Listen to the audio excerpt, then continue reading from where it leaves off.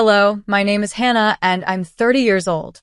I work as a graphic designer from my cozy home office in Brookhaven. My husband Jason is a real estate agent, smart, driven, and the kindest man I've ever known. We met 5 years ago when I was designing a logo for his property business. Who knew a casual client meeting would turn into a lifelong partnership? Now we're married, and I'm 7 months pregnant with our first child, a baby boy. And yet, my heart isn't fully at peace. You'd think this would be the happiest time of my life, and in many ways it is. Jason treats me like I'm made of glass and gold. His parents, Susan and Frank, call almost daily to check in, offering help, advice, and even recipes. Our home feels full of warmth, but a shadow hangs over everything. My own family. My mother Linda has always been complicated.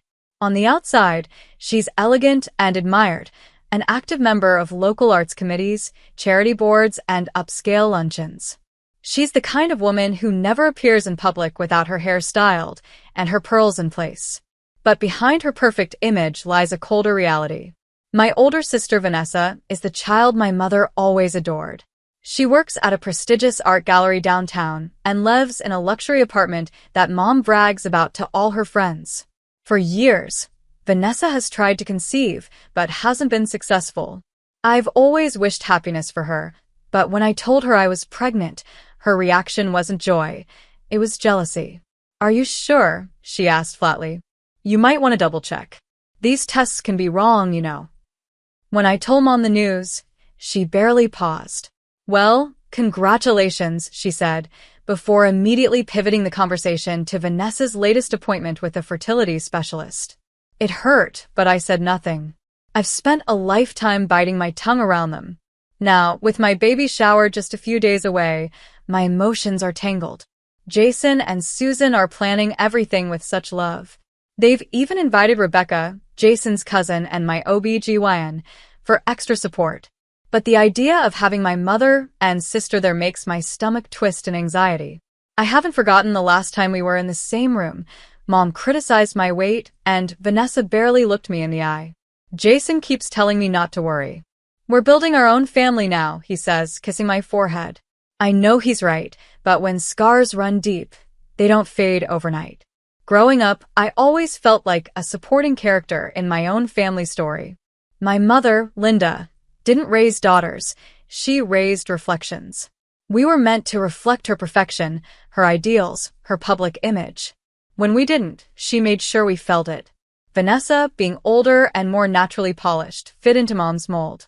She was graceful, eloquent, always dressed like she stepped out of a fashion magazine.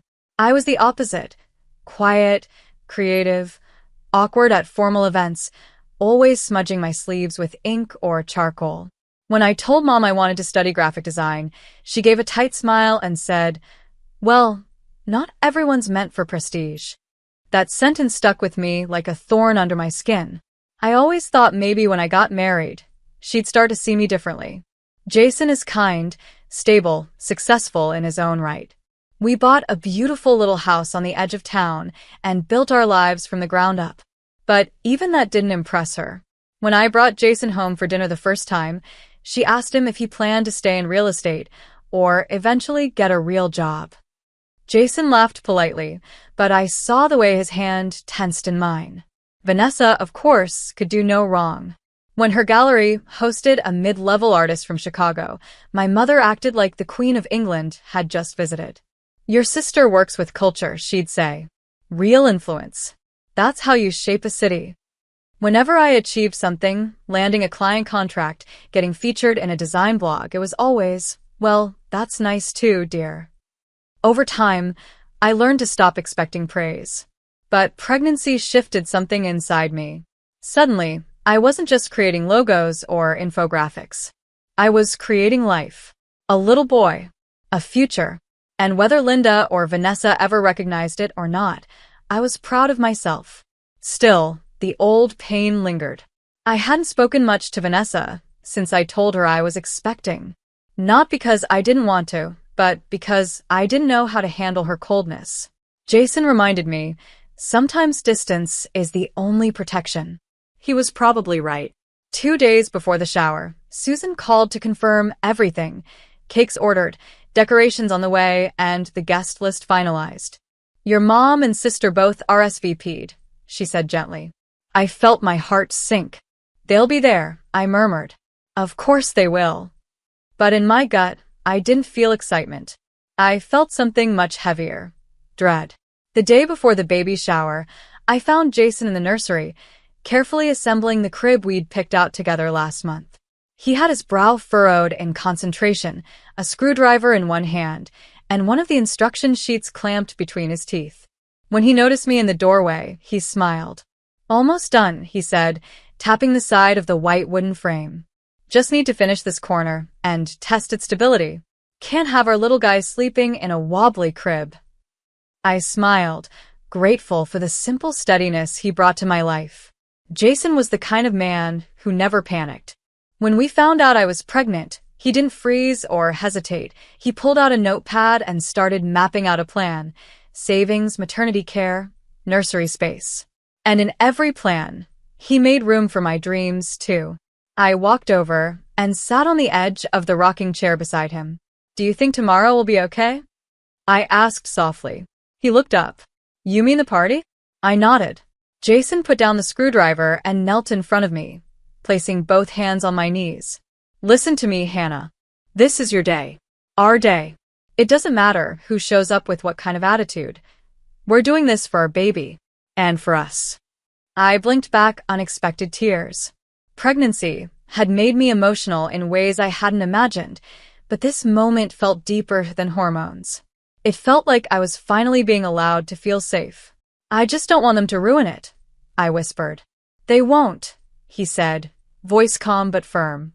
And even if they try, we'll handle it together. You won't be alone. Not for a second.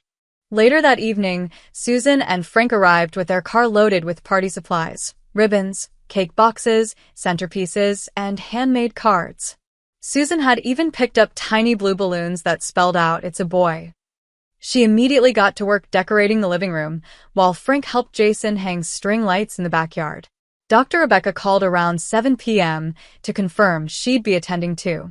I'll bring my bag just in case, she joked. Not that we expect any surprises, but I like being prepared. I thanked her, knowing how much her presence would comfort me. She'd been my OB/GYN since the beginning, and more than that, a trusted friend. If anything went wrong, I knew I could rely on her. As I curled up in bed that night, Jason tucked the blanket around me and kissed my forehead. Tomorrow will be beautiful, he said. I wanted to believe him. I really did. The next morning arrived crisp and bright, with early spring sunshine streaming through the curtains. Jason was already outside hanging the final decorations in the backyard, while Susan laid out pastel blue tablecloths and delicate white roses on every table. Frank handled the music setup, humming softly to himself as he tested the speakers with a light jazz playlist. The entire space looked magical, simple, warm, and lovingly handmade. Rebecca arrived just before noon, dressed casually in light blue scrubs, her doctor's bag slung over one shoulder. I'm off duty today, she said with a wink, but I'm here if anything unexpected happens. I gave her a grateful hug. I'm so glad you're here. By 1 o'clock, the first guests began arriving. Neighbors, a few of Jason's colleagues, some of my longtime clients, and even a couple of local business owners I had designed for in the past. They brought hand-knitted baby blankets, children's books, handmade toys. Everyone smiled, laughed, and offered kind words. For a moment, I almost forgot the part of the guest list that made me anxious. Almost. Around 2:15 p.m., I noticed Jason checking his watch near the refreshment table. His eyes found mine across the garden, and he gave a subtle shake of his head. Still no sign of them. She's never late, I murmured to Rebecca, who sat beside me under the shaded canopy. Not for social events. Just then, a sleek black car pulled up along the curb. I stiffened. Linda stepped out first, wearing a pearl gray designer suit and heels far too high for walking on grass. Her makeup was flawless, her chin slightly raised in that same familiar look of polite disapproval. Vanessa followed behind her, holding her phone and barely making eye contact with anyone. She wore a tight navy dress and oversized sunglasses that covered half her face. I forced a smile and walked toward them. Mom. Vanessa. Thanks for coming. Linda leaned in to kiss my cheek airily, barely touching me. Well, it's your big day, she said. We wouldn't miss it. Vanessa didn't even offer a hug, just a cold nod. Hi. As they entered the backyard, I noticed a few guests exchanging glances. Susan, ever the gracious host, stepped up and welcomed them both warmly, offering drinks and appetizers. Linda accepted with a practiced smile. Vanessa moved straight to the champagne table without saying a word. I tried to focus on the joyful energy surrounding me, but their presence weighed down the atmosphere like a dark cloud creeping across a sunny sky. I could feel the temperature of the garden drop, not literally but emotionally. Jason walked over and took my hand. They're here, but we're stronger than anything they bring, he said gently. I nodded, but in my chest something felt tight, like the calm before a storm. For a while I managed to stay calm. Guests kept arriving, filling the garden with warmth and laughter. I opened gifts surrounded by kind smiles and heartfelt congratulations. A neighbor brought a hand-carved wooden mobile. Susan gifted us a handmade quilt. Even Frank stood teary-eyed as Jason unwrapped a miniature pair of brown leather shoes he had once worn as a baby. Despite the shadows in the corner, I felt okay. That is, until I noticed Linda and Vanessa whispering together near the drink table, glancing at me between hushed murmurs. Vanessa swirled her third glass of champagne while Linda's expression grew sharper with every passing minute. I wasn't the only one who noticed. Jason caught my eye across the crowd and gently touched his phone in his pocket, just in case. Rebecca leaned in. Everything all right? I gave a small nod. They're just being themselves. Then came the sound of a spoon clinking against a champagne glass. Linda stood near the center of the garden, a forced smile on her face. May I have everyone's attention, please? The music lowered. Conversations quieted. All eyes turned to her. I froze. This day, she began smoothly, is a celebration. My youngest daughter is expecting her first child. People clapped politely. Jason gripped my hand. Linda continued, I've always believed in perfection, in standards, in grace. And I raised my daughters to understand that a family's image matters. My eldest daughter, Vanessa, she gestured elegantly, embodies that.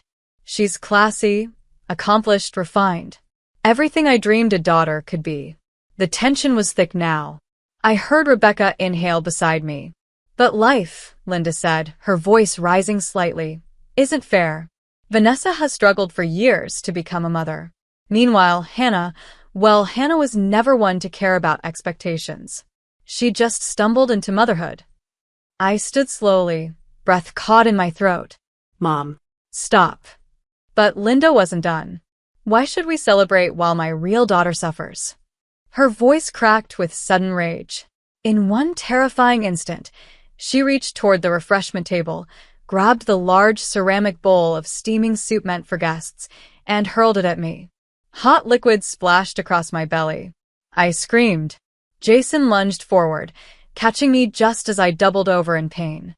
My dress clung to my skin, soaked and scalding. Rebecca shoved through the crowd, her face pale with urgency. Guests gasped, some shouting. Phones flew up, filming, calling for help. Then came the final dagger. Vanessa, watching with her glass in hand, laughed softly and muttered, Serves you right. The world tilted. I gripped my stomach, breath ragged. The baby! Rebecca caught me. Jason, get ice. Someone call 911. Now. Jason's voice roared across the garden, full of fury and fear. You just assaulted a pregnant woman.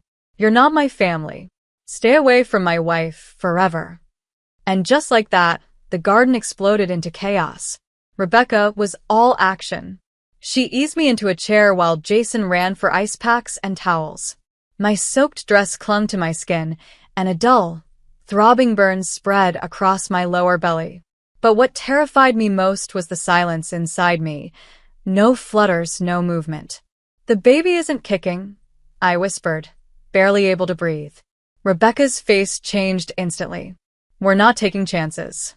Paramedics are on the way. Just keep breathing, Hannah. All around us, the atmosphere had turned electric. Guests were horrified.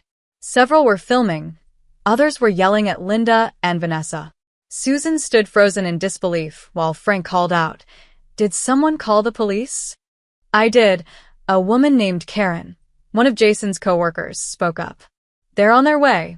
I told them a pregnant woman was attacked with hot liquid. Linda stood stiffly in the middle of the chaos, arms folded like a statue. I merely expressed my emotions, she snapped. She's my daughter. Jason stepped forward, eyes blazing. You're not a mother, you're a threat. And you're going to jail for what you just did. Vanessa rolled her eyes and muttered, "This is all so dramatic." Sirens wailed in the distance. Within minutes, 2 squad cars pulled up outside the house. Blue and red lights bathed the hedges as uniformed officers entered the garden with urgency. The lead officer, tall, composed, stepped toward Rebecca. "You placed the emergency call?" "I'm a physician. This woman is 7 months pregnant and had hot soup thrown directly at her abdomen. She's experiencing pain and decreased fetal movement." The officer nodded, turned to me, then back at Linda. "Ma'am, you're being detained for assaulting a pregnant woman." Before Linda could protest, he signaled to his partner, who stepped in with handcuffs. Gasps rippled through the crowd. "This is outrageous," Linda hissed. "She's exaggerating." "No, you're just finally being seen for who you are," Jason said, his voice cold.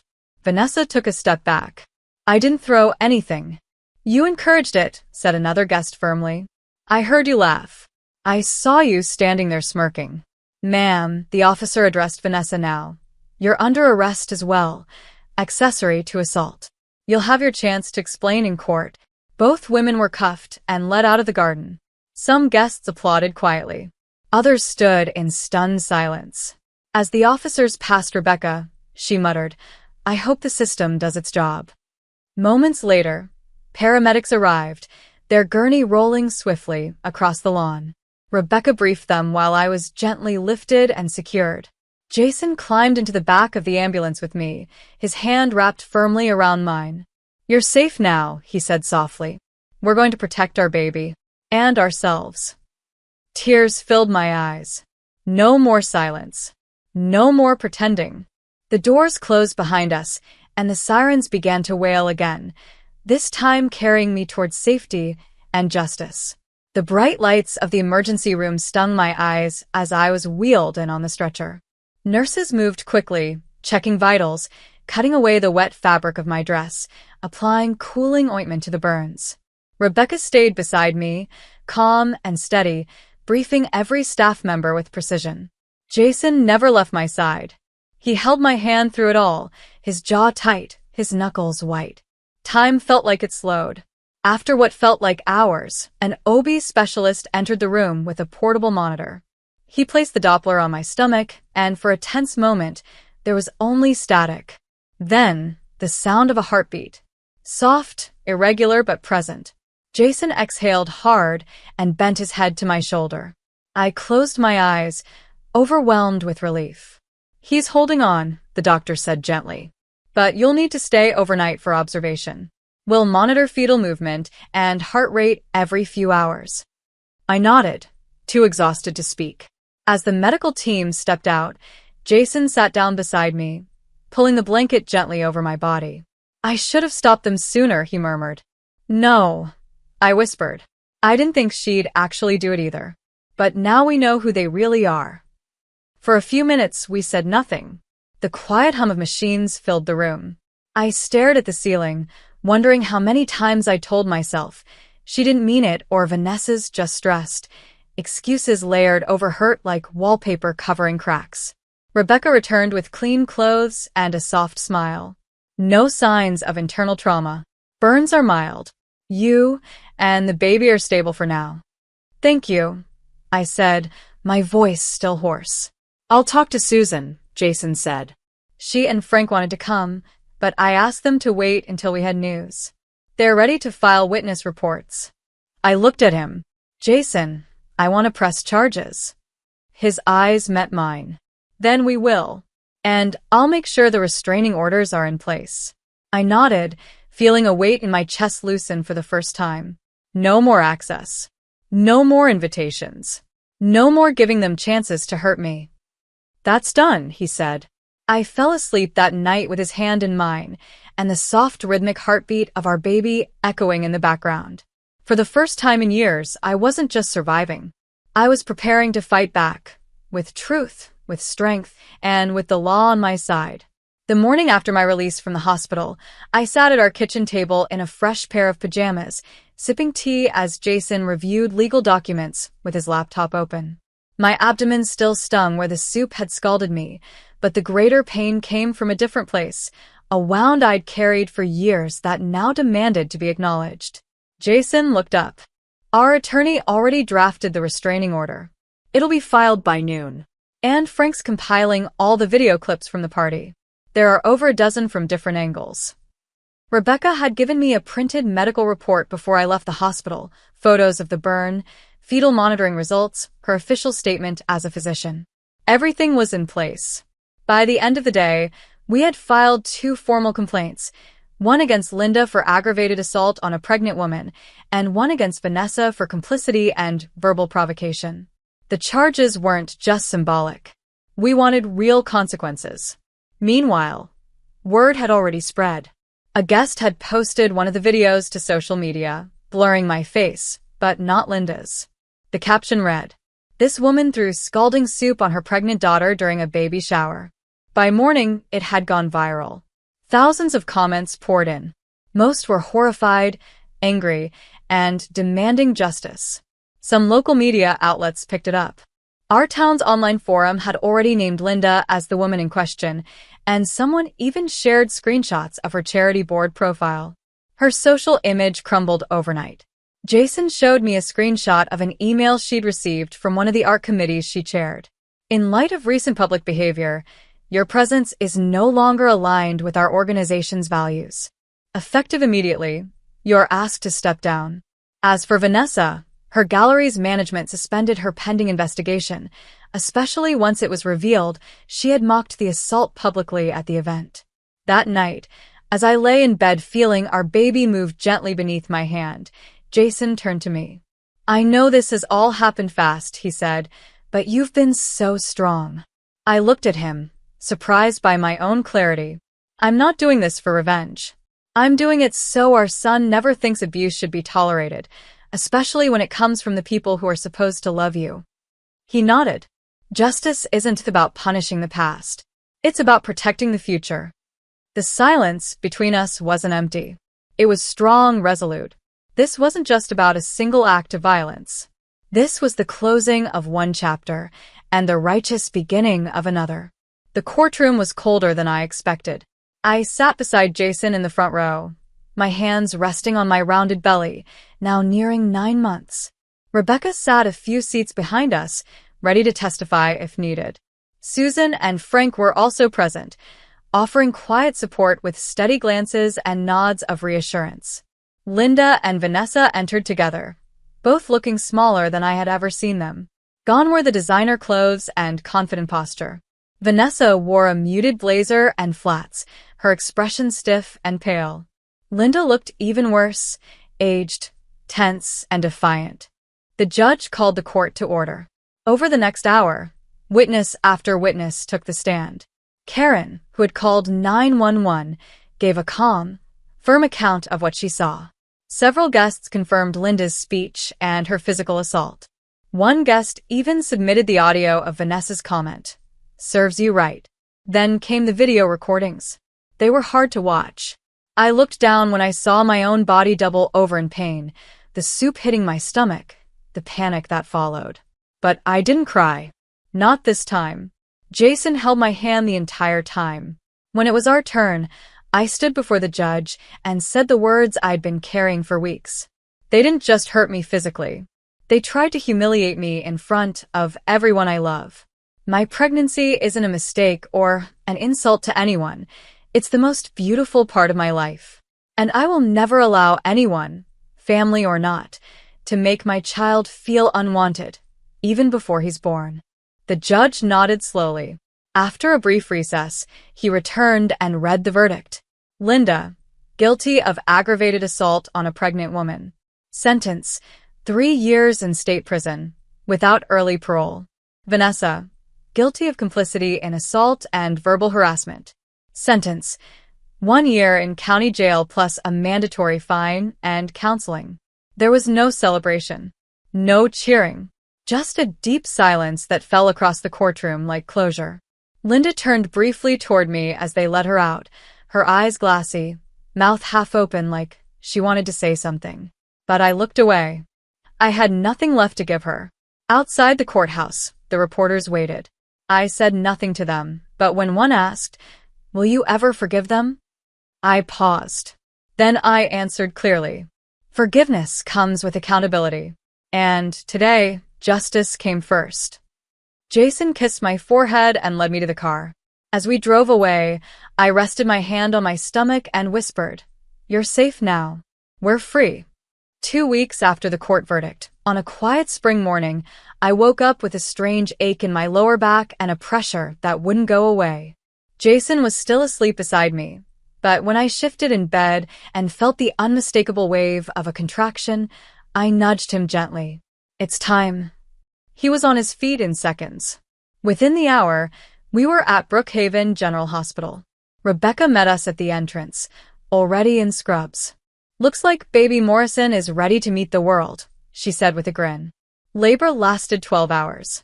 It was long, exhausting, and beautiful. And then he arrived.